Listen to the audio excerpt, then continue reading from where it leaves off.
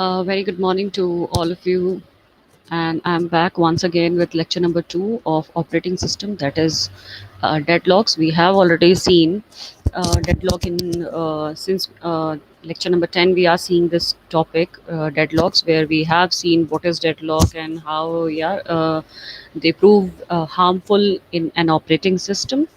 Then we have seen how can we detect the safe and unsafe states using Banker's algorithm. So, in the 11th lecture, I have covered up the Banker's algorithm and how we can apply it for finding out the safe state or the unsafe state of the operating system. So now, in continuation with these two lectures, I'm going to cover up today the deadlock part itself. But here we are going to specifically see how can we recover from deadlock, how can we detect it, what are other algorithms that we can employ for recovering and for prevention of deadlocks. So these are today's issue, and by this lecture, I am going to complete this concept of deadlocks. So stay tuned with me and keep on learning.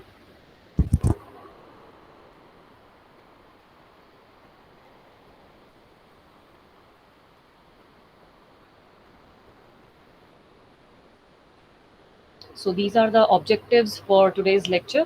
We are going to understand the ostrich algorithm. I'm going to tell you why we use this ostrich algorithm and how does it help in deadlock conditions. Then we'll see how can we detect the deadlock and how can we recover it from it once a deadlock has been occurred in your system. Then the next topic that I'm going to cover is deadlock avoidance, how and with what measures I can avoid the deadlock, and then how can we prevent the deadlock to occur in a system, and lastly we'll see some other issues which are related to deadlocks. So these will be today's objectives.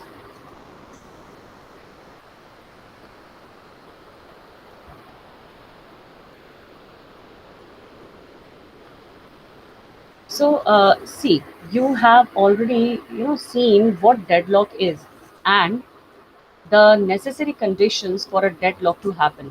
We have seen this in lecture number 10 and lecture number 11. We have seen all the conditions, what are the mandatory conditions for the deadlocks to occur. So we can try to prevent or avoid deadlock. See, as said, that prevention is better than cure. So obviously here we are assuming that there should not be any condition that we end up in the deadlock state.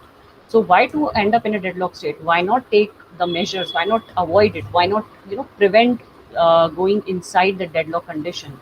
So what do we do is we can try for the prevention and the avoidance method for deadlock. And if that doesn't work out, we should detect deadlock and then try to recover from the deadlock. So see, there could be two conditions where we can always avoid and prevent our system to going into the deadlock condition. There could be some point of time where we can do this, but sometimes the conditions and the control are not in our hands. So maybe there could be a condition where the processes gets into the state of deadlock. Now in that condition, what we can do is we should know how to detect it, that where exactly the deadlock has occurred and how we can recover from it. Once it has occurred, how I can recover from it. So see, there is first priority. First priority is to prevent or avoid the deadlock, and the second part says that if you are totally failed in preventing or avoiding the deadlock, then the second option that you have is of recovering from the deadlock, detecting it, that where and at what position it has happened, and after that recovering from it. So these are the two ways of handling your deadlocks. So let us first of all understand, we are going to see that what exactly can we do for all the things. Now, as we have seen here, that the resources can be anything. It could be your printers, your tables, your memory, anything. And process need access to these resources in a reasonable order, that we have seen, right? So, see, deadlock occurs when the processes are granted exclusive access to the devices, right? And we refer to these devices as generally resources. Secondly, the resources are preemptible in nature. Sources can be preemptible in nature. Preemptible means It can be taken away from the process with no ill effects. That means forcibly you can take the resources from them. Similarly, we have non-preemptible resources as well that will cause the process to fail if taken away. Now, non-preemptible means that you cannot forcibly stop any resource, because if you take it, it can cause any kind of failure. It can crash the system maybe. So these are the two types of resources, which are available and the processors wants to access to. Now, what are the sequences we have already seen? Now, let us assume that a process wants to access a particular resource.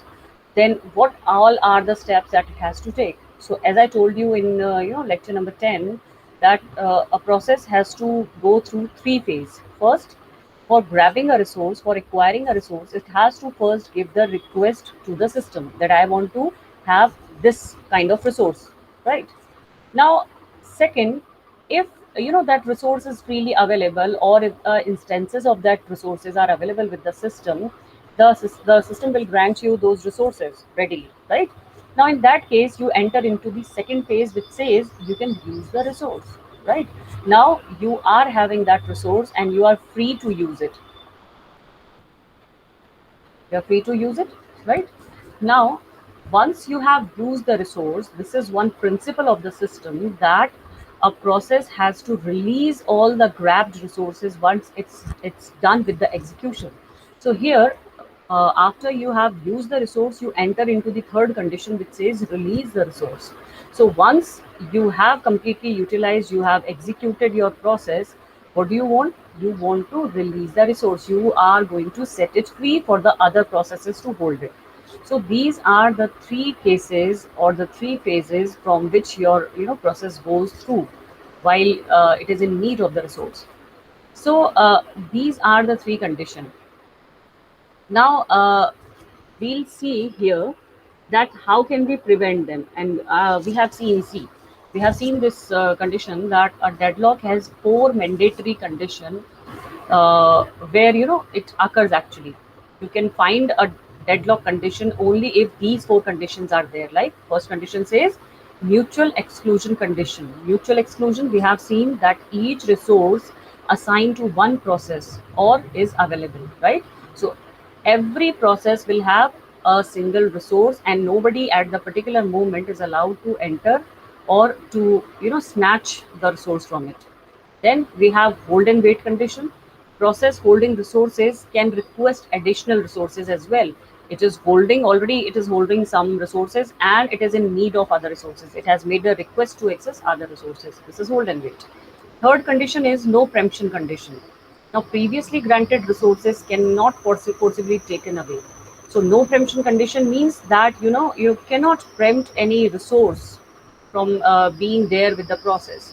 So, this is the third condition that is there when a deadlock occurs. And finally, the fourth mandatory condition for the deadlock to occur was must be circular chain of two or more processes. There must be a process like P0 is waiting for P1 resource, P1 is waiting for P2 resource, P2 is waiting for P3, and P2 is again waiting for P0. So this is making a circle, and nobody is setting free the resources it has grabbed. So in no way they can get out from the deadlock condition. So each is waiting for resource held by the next member of the chain. So we have already seen this thing that these are the four mandatory conditions for a deadlock to occur. We have already seen this.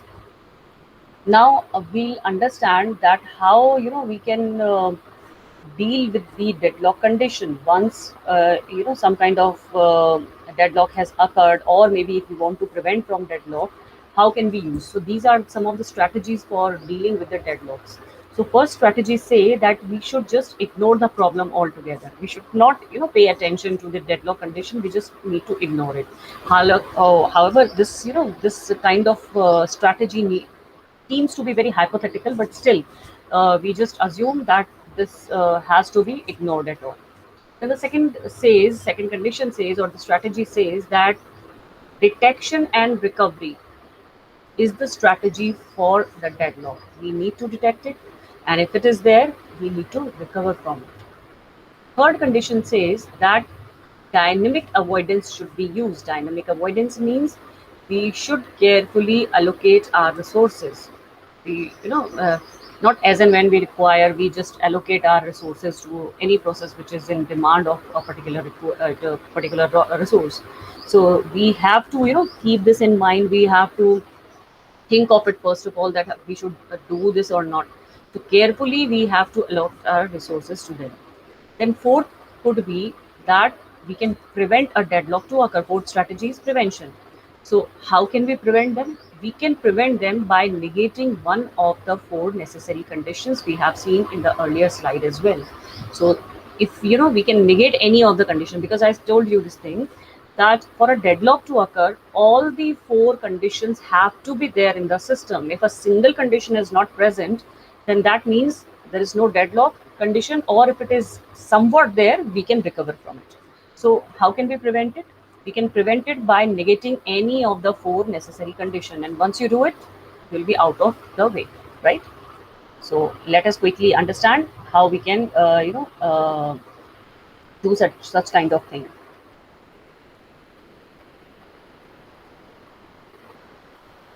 So let us understand deadlock prevention, where I've told that negation is the key point of preventing a deadlock. So deadlock prevention algorithms basically they ensure that at least one of the necessary conditions, which is mutual exclusion, hold and wait, no preemption, and circular wait. So these type of conditions does not hold true. This is the primary condition.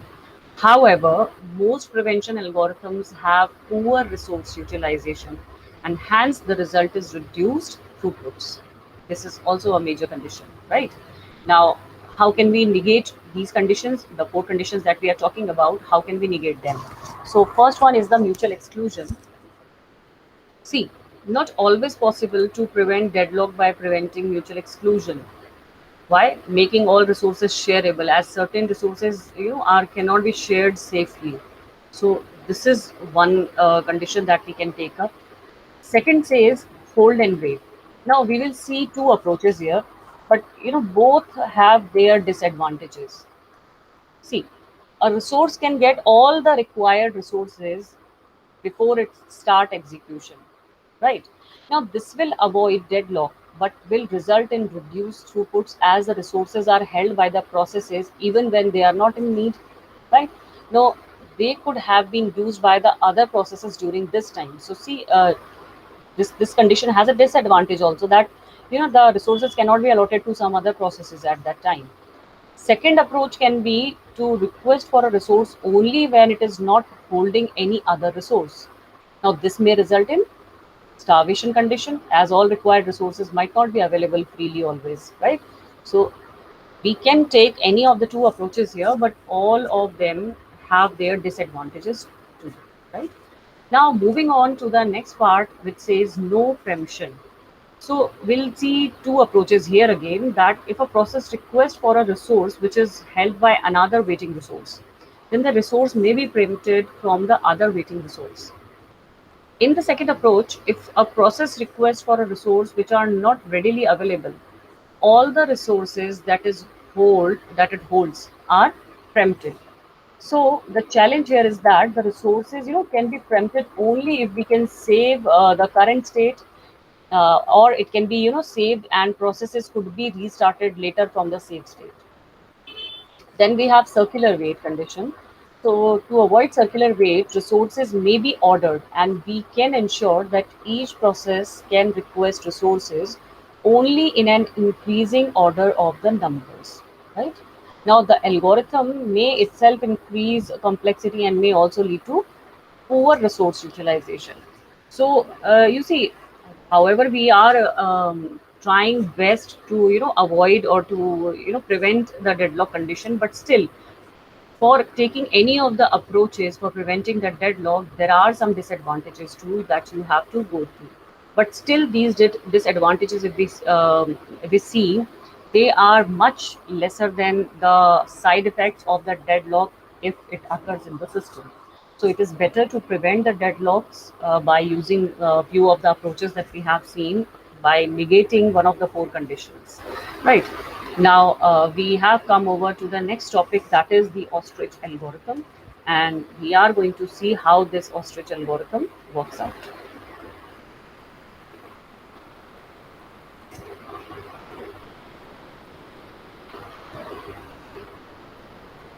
So see that ostrich algorithms work where you want to ignore the deadlock. We have seen a hypothetical theory or the strategy which says that you just ignore deadlock, that it has happened in your system. So for ignoring these deadlocks, we use ostrich algorithm. Now see, let us just know about ostrich algorithm. The simplest approach is the ostrich algorithm that we can use. Stick your head in the sand and pretend there is no problem at all. This is the theory of ostrich algorithm. This is the problem statement of ostrich algorithm, that you are sticking just like an ostrich do.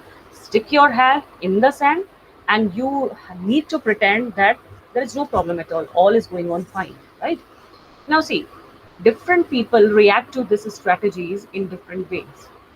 Mathematicians find it totally unacceptable and say that deadlocks must be prevented at all costs. As I already told you, this is bit, it seems for our kind of technical persons, this kind of theory, it seems, very weaker one.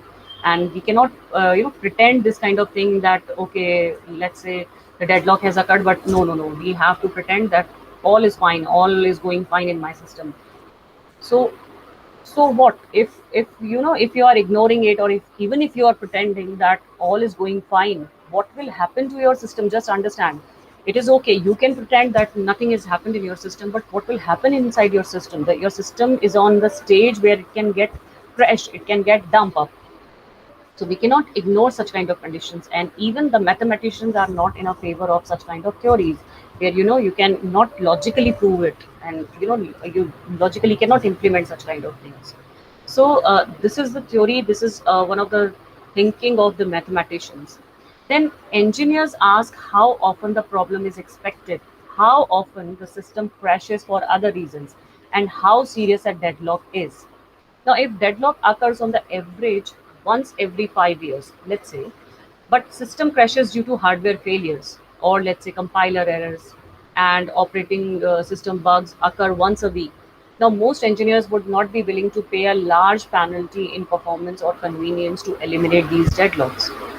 Now, most operating systems, including like this Unix and Windows, just ignore the problem on the assumption that most users would prefer an occasional deadlock to a rule restricting all users to one process, one open file, and one for everything. So, you won't believe that even Unix and Windows use this ostrich algorithm of avoiding and pretending that all is going okay in your system. This is the concept that is used by your Windows and Unix systems till today. So, if deadlocks, could be eliminated for free, there would, not be much discussion. The problem is that the price is high, mostly in terms of putting inconvenient restrictions on processes, as we will see shortly. Now, thus we are faced with an unpleasant trade-off between convenience and correctness, and a great deal of discussion about which is more important and to whom. Now, under these conditions, general solutions are very hard to find. So this is about the ostrich algorithm that we have seen. It is nothing much to do in its process. It just says to avoid just or just pretend that deadlock is not occurring in your system. So that is about the ostrich algorithm.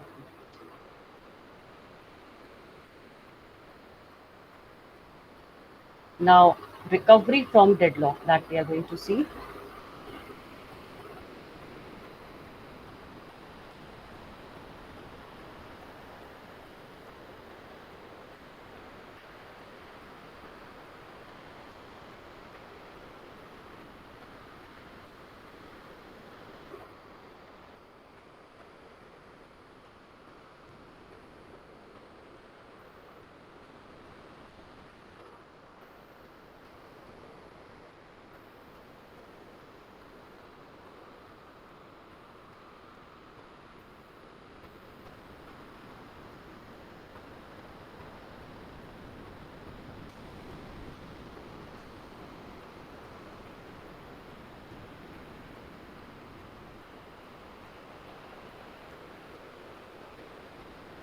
So see. When a detection algorithm determines that a deadlock exists, several alternatives are available. Now, one possibility is to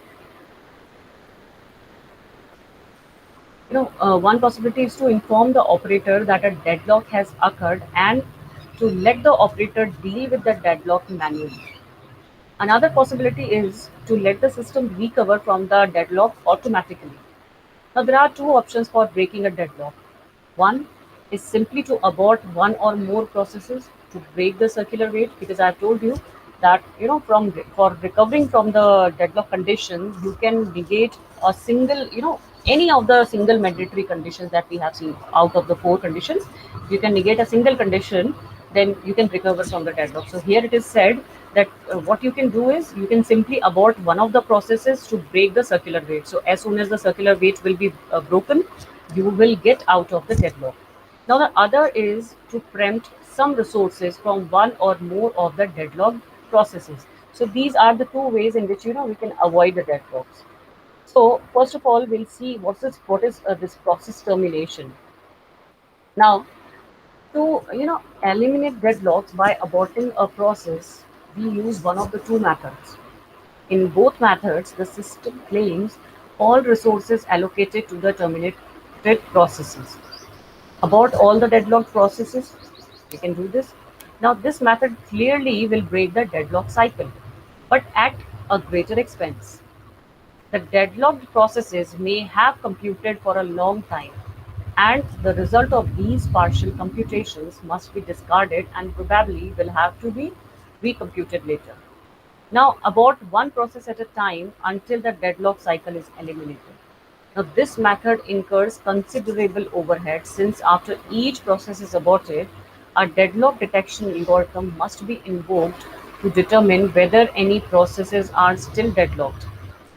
Aborting a process may not be easy. If the process was in the midst of updating a file, terminating it will leave that file in an incorrect state. Similarly, if the process was in the midst of printing data on a printer, the system must reset the printer to a correct state before printing the next job. If the partial termination method is used, then we must determine which deadlock the process or processes should be terminated. Now, this determination is a policy decision, similar to CPU scheduling decisions. The question is basically an economic one. We should abort those processes whose termination will, incur the minimum cost, obviously. And unfortunately, the term minimum cost is not a precise one. Many factors may affect the processes which is chosen, including what the priority of the process is, how long the process has computed and how much longer the process will compute before completing its designated task. Then how many and what type of the resources the process has used, like for example, whether the resources are simple to preempt or not. Then how many more resources the process needs in order to complete. Then there could be a question where it says how many processes will need to be terminated, or whether the process is interactive or is interactive in nature, or is it in batch wise form. So these are some of the questions that we need to think upon while we want to just abort the resources, abort the processes. Next, we'll see in the recovery part how we can do the resource preemption.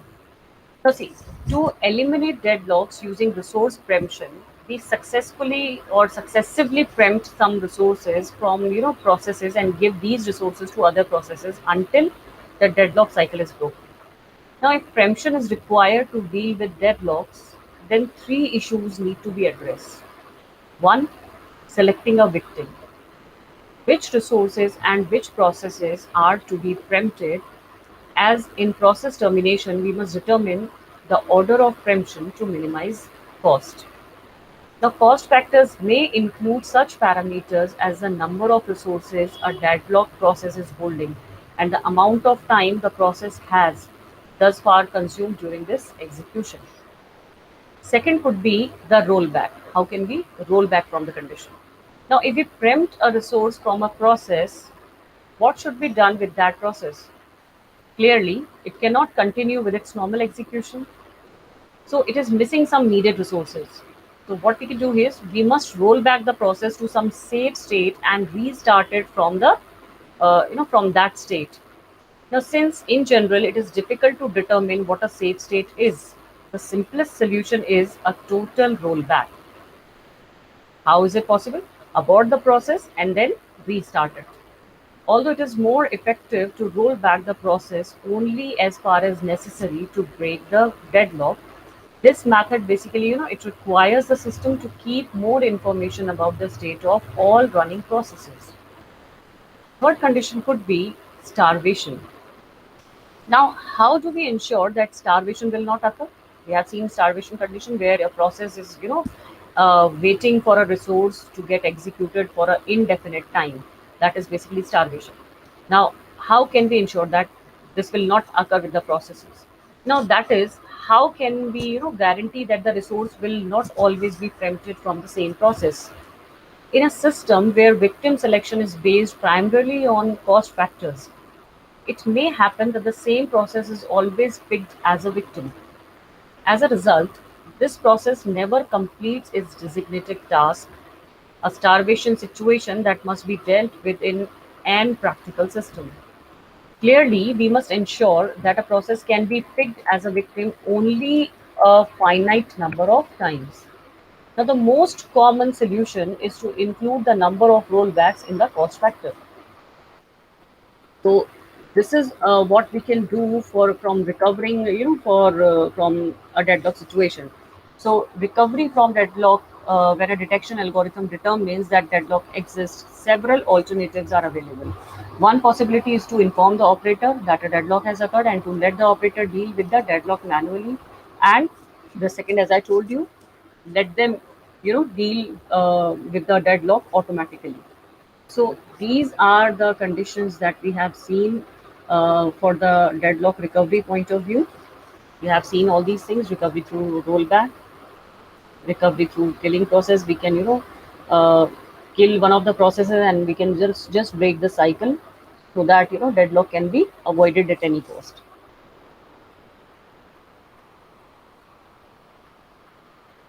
How can we attack the mutual condition? Now, some devices such as printer, they can be spooled. So only the printer daemon uses printer resource. Thus, deadlock for printer is eliminated, and not all the devices can be spooled in this case. So, what does the principle say? That avoid assigning resources when not absolutely necessary. In the case where it is necessary to, assign a resource, only in that condition you should do it. And as few processes as possible actually claim the resource. So these are the two conditions that we can use. Then we have seen already then how we can attack the hold and wait condition. We require processes to request resource before starting. A process never has to wait for what it needs. Then, right? Then the problems maybe may not, know required resources at the start of the run. So if you want to have this, that prior to executing a process, we should have or we should request the resources. So there could be a thing that the resource or the process doesn't know in advance that what are the requested or the required resources it needs, and it also ties up with the resources and other processes uh, who are already using it. So you know uh, for every condition there are some merits and there are some demerits which hold. This also we have seen.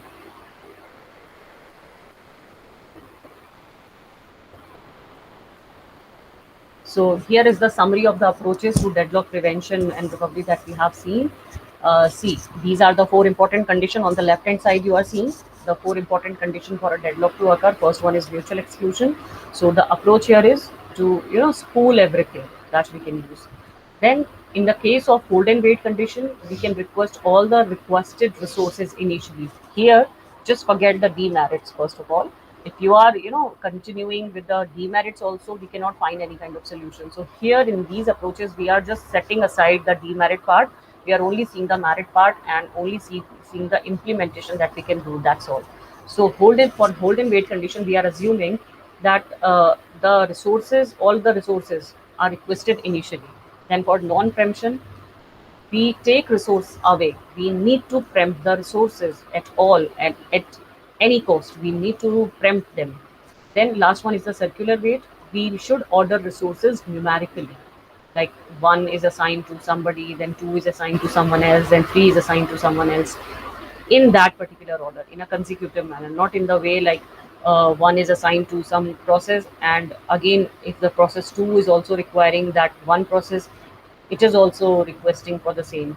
So it should not be the condition. So these are the four summarized way or the approaches that we can use to, prevent our deadlock to occur in the system. Now, as I told you, there could be other issues. And what other issues can be? There could be two-phase locking condition. Two-phase locking can be also there. So let us understand what is two-phase locking. Now, the transactions means the processes taking up the resources, then executing, and then paying their part. All these are considered to be transactions. So transactions using two-phase locking are in one of the two phases. First, the growing phase, where new locks are required or acquired by none can be released. Upgrading of locks can also occur in this phase. And second phase is the shrinking phase where the locks are released but no new locks are acquired. Downgrading of locks can also occur in this phase, right? Now, once all required locks are acquired, the transaction is at a locked point and the updating of data can begin. Now, once all operations have been completed, the locks are then released. Just memorize that part where I have told you about binary variables or the locking variables that are used, the semaphores that are used, right? So, meanwhile, if a transaction requires a lock on an item already locked by another transaction, it must, wait for the first process to release the lock. Now, although two-phase locking guarantees serializability, another problem called this deadlock, it can occur here, right? Now, as we have seen that it occurs during two-phase locking when a transaction is waiting for an item that is locked exclusively by another. What we can do is suppose transaction 1 has locked item X and then attempts to lock item Y, but item Y has already been locked by transaction 2. Now, under two-phase locking rule, transaction 1 cannot proceed until it acquires the lock for item Y. So it is forced to wait. Meanwhile, transaction 2 has a lock on item Y, but needs item X to proceed with its operation. Transaction 2 cannot proceed either until it acquires the lock for item X. Neither transaction can proceed until the other release the lock, but neither can release the lock until its operation is completed. So these are again the issues in the two-phase locking system. The two-phase locking can also occur. So process tries to lock all the record it needs one at a time, and if needed, record found logs, we need to again start over. So if phase one succeed, it starts the second phase after that, performing updates, releasing logs, and note the similarity to requesting all the resources at once. Algorithm works where programmer can arrange.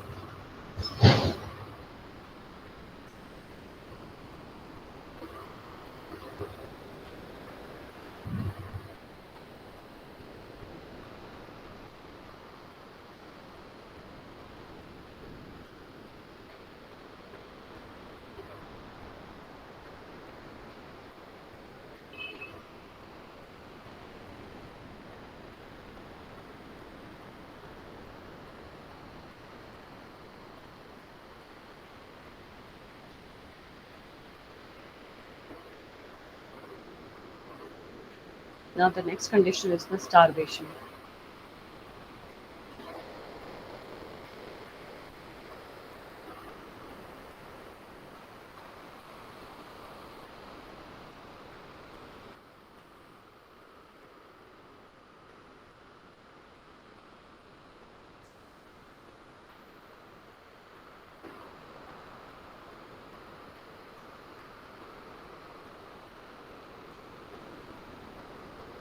So we have come to another point or a concept which is called starvation. I've told you earlier also that starvation is the problem that occurs when high priority processes keep executing and low processes get blocked for indefinite time.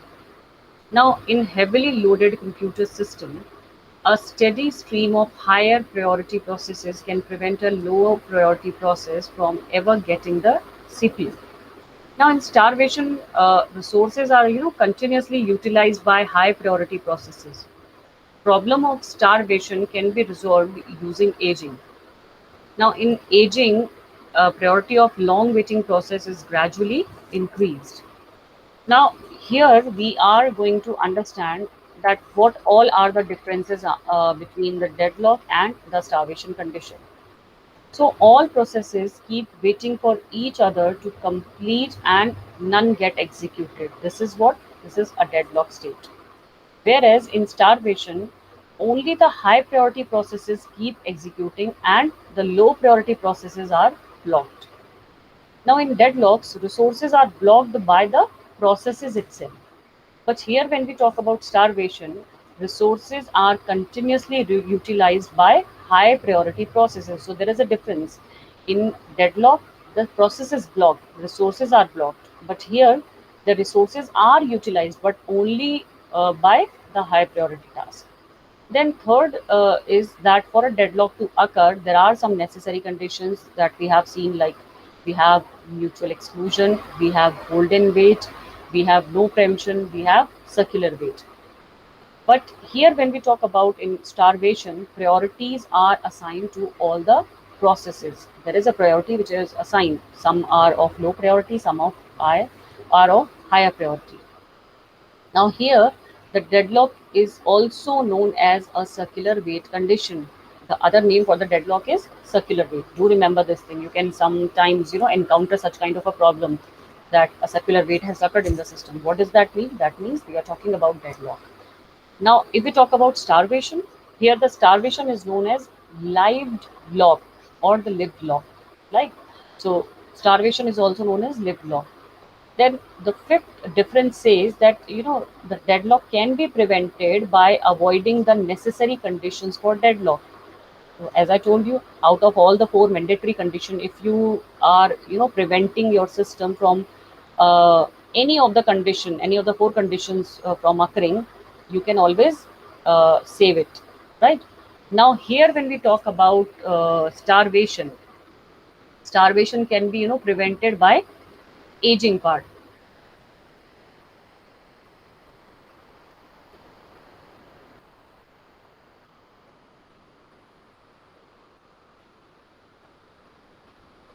So this is the mechanism that we can use for preventing the system from going into the starvation part.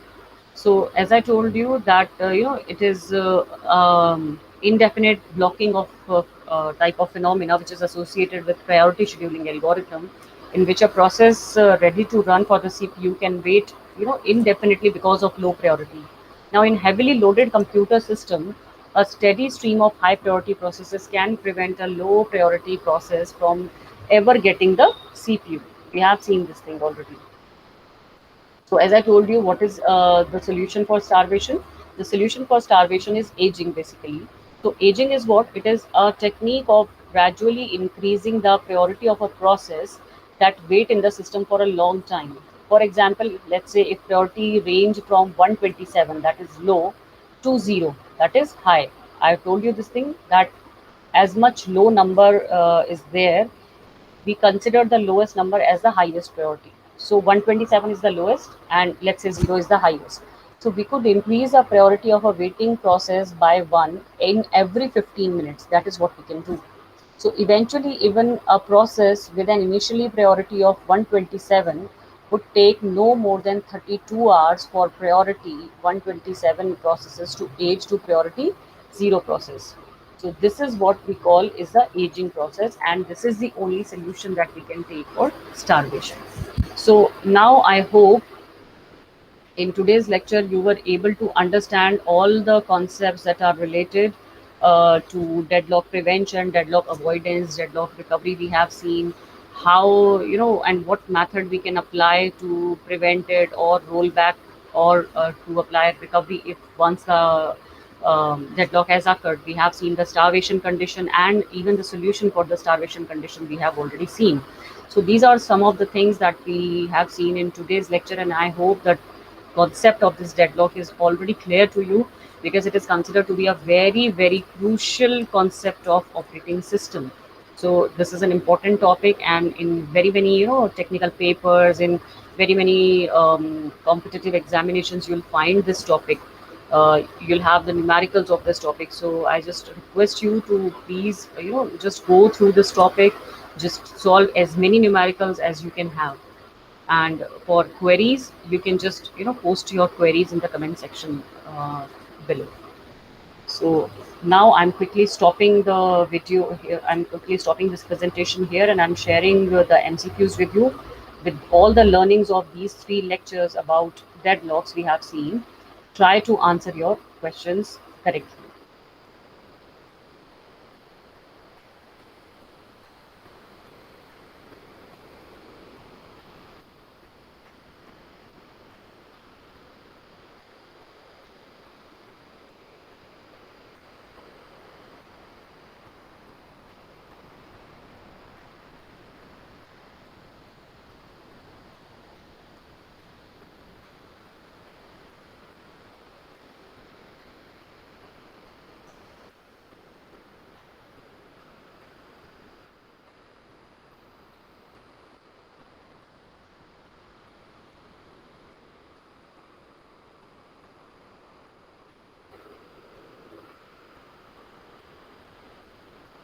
So quickly, I'm just going to share the MCQs with all of you.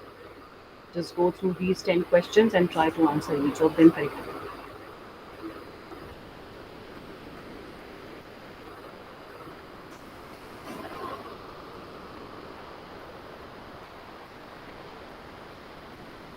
So these questions are related to the prevention of deadlock. So question number one says the number of resources requested by a process. What should it be? It should always be less than the total number of resources available in the system. It must always be equal to the total number of resources available in the system.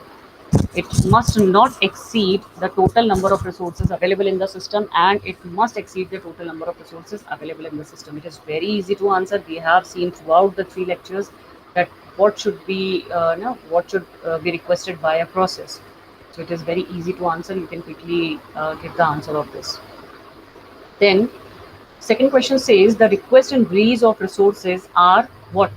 Are they command line statements? Are they interrupts? They are system calls, or they are special programs? And question number three says what are multi-threaded programs? Lesser prone to deadlocks, more prone to deadlocks, not at all prone to deadlocks, or none of the mentioned above? Quickly try to find the answer of all these three questions.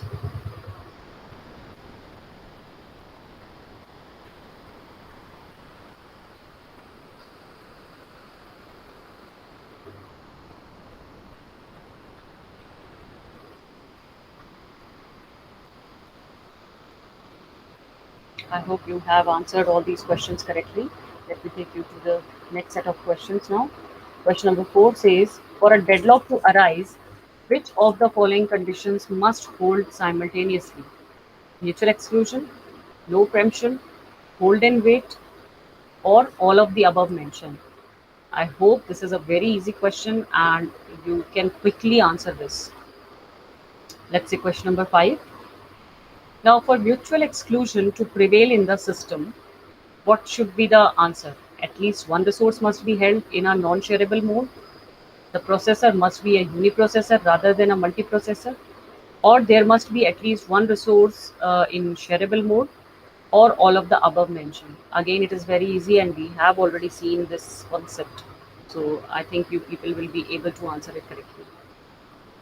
Then we have question number six, which says, for a hold and wait condition to prevail, a process must not be holding a resource, but waiting for one to be freed and then request to acquire it.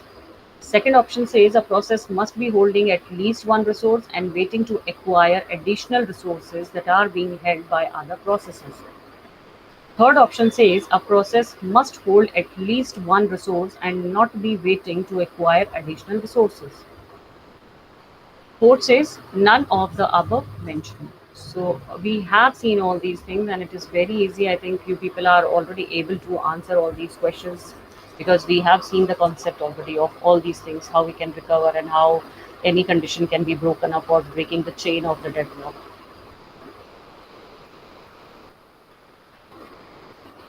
I'll take you to the next set of questions.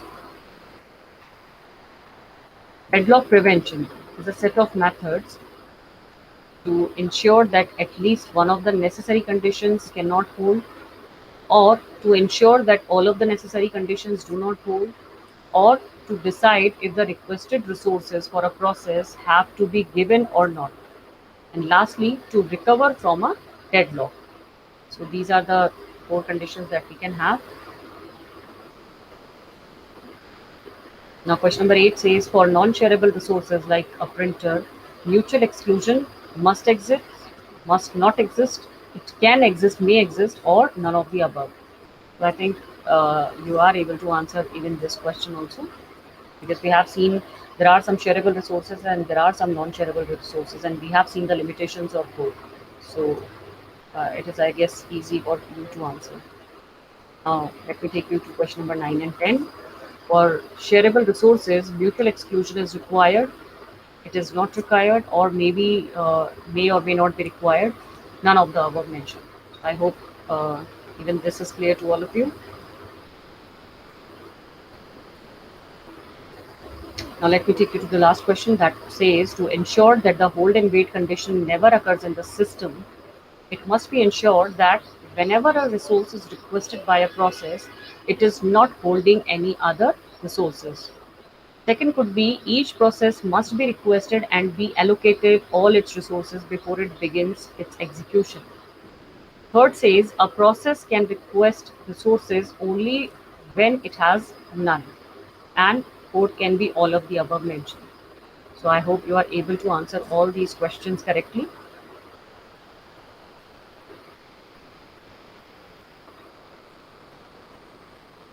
So with this, I am going to end up my lecture 12 today.